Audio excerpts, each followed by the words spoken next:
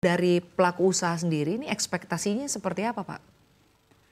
Ya, kita berharap China Amerika mendapatkan kesepakatan untuk mengakhiri perang dagang ini karena kita sangat-sangat berharap ini menjadi satu momentum yang baik untuk pemulihan ekonomi global, bukan hanya di Indonesia saja. Karena kedua negara ini superpower memang kita harus akui mau tidak mau menjadi indikator bagaimana ekonomi global ini akan membaik. Ya, oleh sebab itu kita dari pelaku usaha Indonesia sangat berharap ini mencapai kesepakatan. Nah, mudah-mudahan terjadi gitu ya. Baik Pak, tapi kalau dari Apindo sendiri kan tentunya banyak artinya mendengarkan aspirasi ya dari para pelaku usaha. Sejauh ini Pak, apa sebetulnya yang paling dikeluhkan? Apalagi kalau kita lihat begini Pak, ini kan sebetulnya kita ini sedang berada di masa-masa pemulihan ekonomi ya sebelum adanya sentimen terkait dengan perang dagang ini. Artinya mungkin dari industri sendiri perlahan-lahan mulai ingin bangkit, tapi ternyata kita ada sentimen dari Amerika Serikat terkait dengan perang dagang ini. Apa Pak yang disampaikan oleh para pelaku usaha terkait dengan kondisi yang terjadi saat ini? Artinya apa yang sangat-sangat dikhawatirkan dan juga di tengah tantangan yang ada saat ini, peluang apa menurut pandangan Anda yang bisa ditangkap oleh para pelaku usaha? Ya, jadi kita berharap bahwa seperti tadi bahwa dalam negeri ini momentum bagi Indonesia. Pada saat Sarasehan, Apindo juga menyuarakan Indonesia Incorporated ya. Jadi ini kita berharap pelaku usaha, pemerintah, serikat pekerja, akademisi bersatu bagaimana kita memperbaiki ekonomi kita dalam negeri. Ini momentum yang menurut saya sangat baik sekali untuk kita bersatu menghadapi pasar global yang sangat tidak menentu ya. Nah, tentunya kita juga harus melihat peluang-peluang yang masih cukup bagus ya. Salah satu yang menurut saya masih cukup bagus adalah misalnya sektor industri makanan minuman misalnya ya. Ini masih cukup bagus. Tahun lalu Mbak Sinta, pertumbuhan foreign direct investment makanan minuman, industri makanan minuman itu tumbuh 61%. Domestic direct investment tumbuh 32%. Jadi artinya tidak semua sektor pesimis, tapi ada sektor-sektor yang cukup bagus ya. Industri alas kaki sebetulnya juga tidak jelek juga karena pertumbuhan juga cukup masih di atas 6%. Saya kira juga masih menjadi peluang. Indonesia punya sumber dayanya dan bagaimana kita bisa mengelola dengan efisien. Tapi catatan saya adalah bagaimana kita memperbaiki iklim usaha. Memang akhir-akhir ini ada disuarakan yang jelek-jelek ya, ada premanisme, regulasi yang kurang mendukung dan lain sebagainya sehingga banyak investor kabur. Ternyata tidak semua investor kabur. Dan bahkan industri tekstil pun ada yang masuk juga. Ya, meskipun banyak yang tutup tapi ada yang masuk juga. Rupanya memang Indonesia ini menjadi salah satu daya tarik.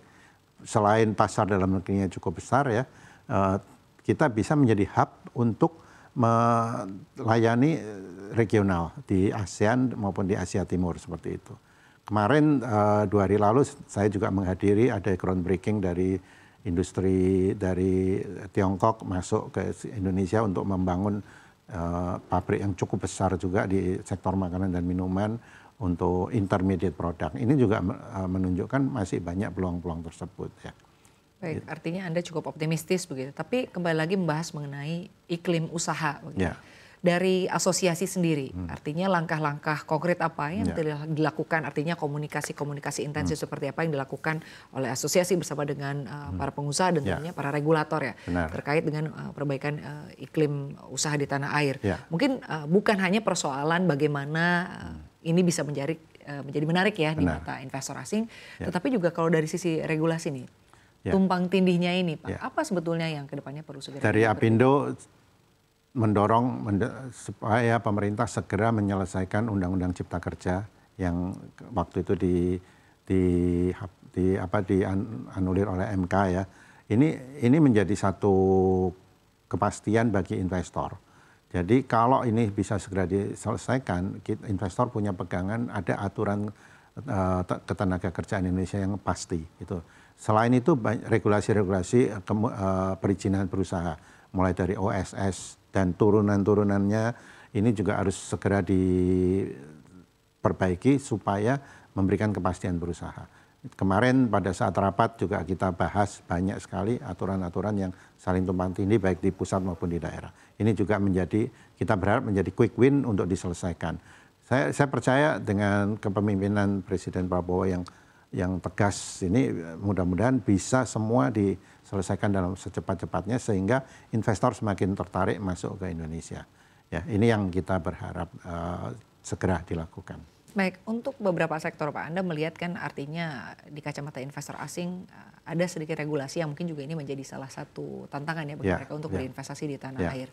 Mungkin artinya apakah Anda sepakat bahwa Indonesia ini perlu punya paket-paket kebijakan begitu, insentif-insentif bagi investor asing agar bisa berinvestasi di tanah air. Sebetulnya bukan hanya untuk investor asing ya Pak ya, tapi juga semua untuk investor di baik dalam negeri maupun asing. Di dalam negeri agar industri di tanah air ini tetap kokoh dan juga tetap solid begitu Pak di situasi seperti saat ini. Bagaimana tanggapan Anda Pak? Kita sepakat bahwa deregulasi harus segera. Oleh sebab itu task force atau Pokja yang segera dibentuk ini mudah-mudahan Presiden segera menandatangani. Karena ini Pokja ini adalah Pokja untuk peningkatan daya saing. Dan ini salah satunya di dalamnya ada beberapa bagian untuk kepastian berusaha, untuk komunikasi ke publik dan juga untuk memperbaiki peningkatan ekspor dan daya saing kita keluar. Nah, Pokja ini kemarin kami mendapatkan informasi dari pemerintah bahwa tidak hanya sekedar mengidentifikasi, tapi ada tim yang monitoring dan evaluasi, monefnya jalan. Sehingga benar-benar efektif dan bisa diimplementasikan. Tidak hanya sekedar mendapatkan keluhan-keluhan dan lain sebagainya. Di samping itu juga diharapkan Pokja ini bisa memberikan solusi positif bagi pemerintah untuk mendukung pertumbuhan ekonomi 8% yang diharapkan oleh Presiden di 2029 ini. Nah inilah harapan kami, mudah-mudahan bisa segera terwujud.